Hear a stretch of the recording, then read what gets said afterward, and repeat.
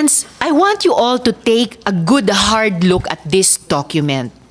Same ang birthday sa birth certificate ni Alice Leal Guo na tumakbong mayor. July 12, 1986. Pareho ang spelling ng pangalan, pero ibang-iba ang mukha. Gumagawa ng hindi magaganda at lumalalim na yung kanilang galamay.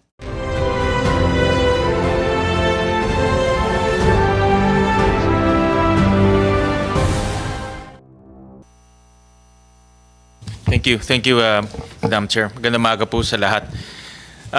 Parang hindi na ho tayo natututo dahil wala pang 6 na buwan, nagkaroon na ng pangalawang raid sa Porac naman.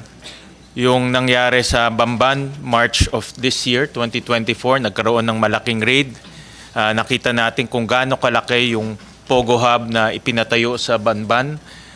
Nakita rin natin na merong nangyaring human trafficking, merong nangyaring torture, merong nangyaring prostitution. At nakita rin natin may elemento rin ngayon ng mga pagpepeke ng ating identity at pagpepeke ng nationality. Wala pang 6 months, in June of this year, may na-raid naman sa Porac. At itong pag-raid sa Porac, halos parehong-pareho sa nangyari sa Tarlac. Itong Lucky South 99, 2 beses na-raid to. Noong September 2022, na-raid na siya. May nahanap na 40 na mga illegal aliens na nagtatrabaho doon. Gumastos tayo para i-deport. Ngayon, June of 2024, meron na naman na-raid.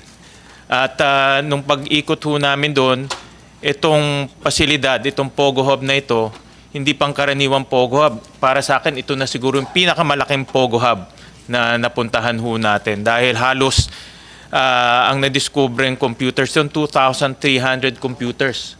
So ibig sabihin at any given time, meron silang 2,300 na nagtatrabaho doon. At nakita natin na itong kanilang modus halos parehas. Gumamit sa Tarlac, gumamit sila ng isang bogus land company. Dito rin sa Porac, gumamit rin sila ng mga bogus companies na ang kanilang mga incorporators ay nasa bogus address, hindi alam kung ano ang ginagawa. At nakita rin natin na nagagamit na ngayon yung late registration para daan at makagawa pa na mas maraming krimen dito sa ating bansa. Importante itong late registration kasi nakikita natin na nagiging Pilipino, yun hindi dapat maging Pilipino. At kung naging Pilipino ka, pwede ka nang bumili ng negosyo, pwede ka nang bumili ng lupa, pwede ka nang magtayo ng iba't ibang negosyo, pwede ka nang kumuha ng NBI clearance, at pwede ka na rin tumakbo bilang public servant. Kaya mga kasama, paulit-ulit na lang nangyayari ito. Sa Bamban, 2 beses na raid. Dito sa Pampanga, 2 beses rin po na raid. At hindi hihinto itong mga criminal syndicates, itong mga sindikato, dahil ang laki ng perang pumapasok at umiikot. At nakita rin natin na hindi ito dumadaan sa formal channels. Hindi lumalabas to sa kanilang mga income statements. Ito ay pumapasok nang hindi natin nakikita. Ginagamit nila sa pagpapatayo ng mga ganitong Pogo Hub. At ang nakakatakot, nagagamit rin nila ito sa pagsuhol o pagbili ng impluwensya.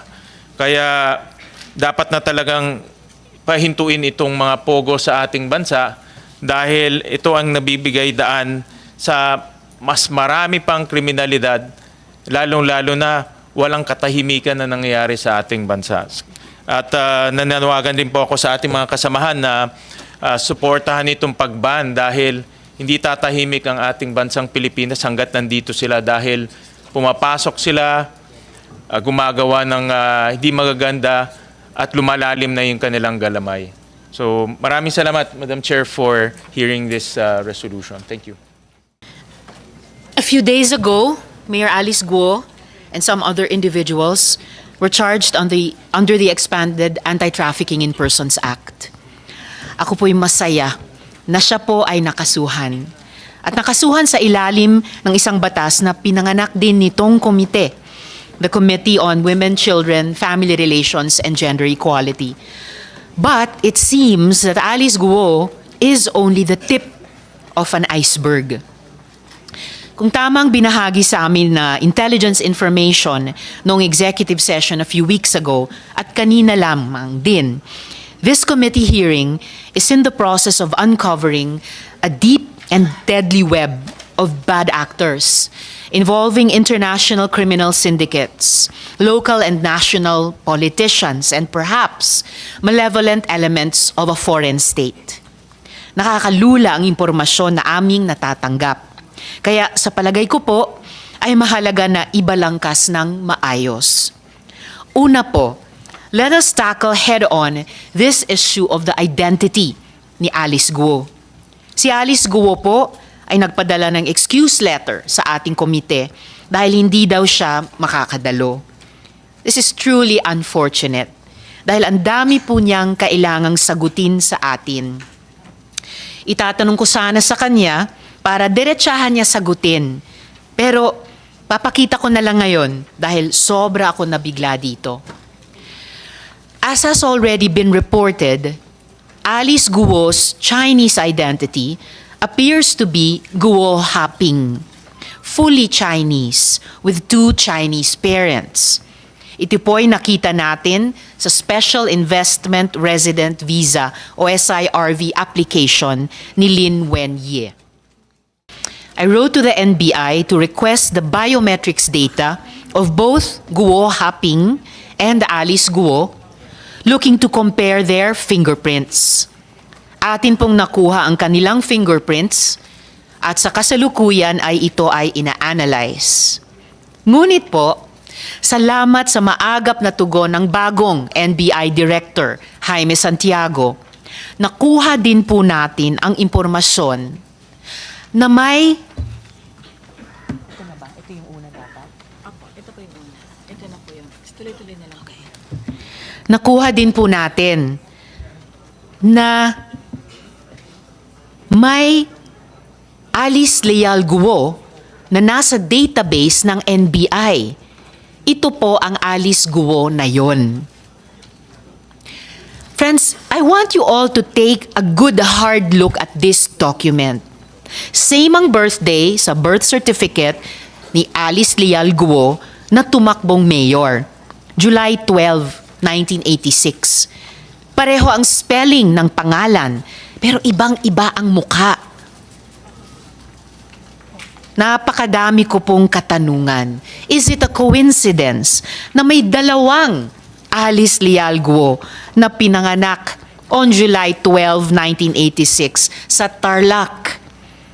Is it a coincidence that this NBI clearance was applied for just a few days before the date of filing of the delayed registration of birth of the other Alice Leal Guo in Tarlac City? Or is this a case of stolen identity? Has Guo Haping assumed the identity of a Filipino woman and then nearly a decade later run for public office?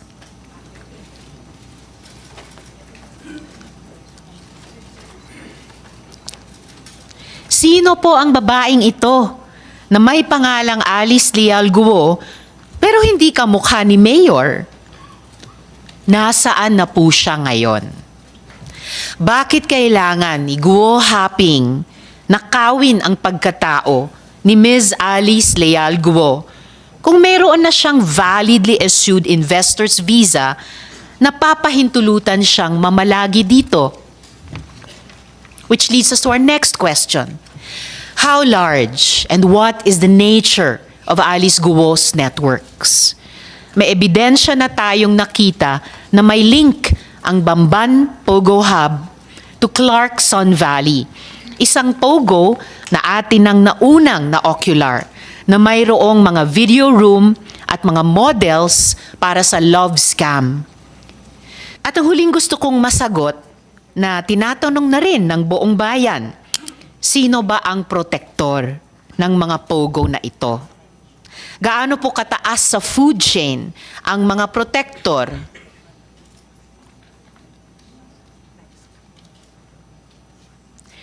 DILG na po ang may sabi.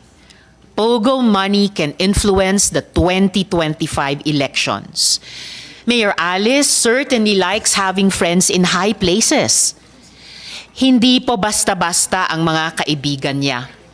Considering that this woman is now charged with qualified human trafficking, it is imperative that her links and networks are fully investigated.